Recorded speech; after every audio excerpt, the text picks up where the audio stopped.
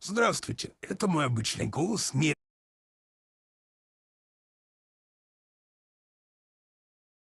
Замененный искусственный интеллект.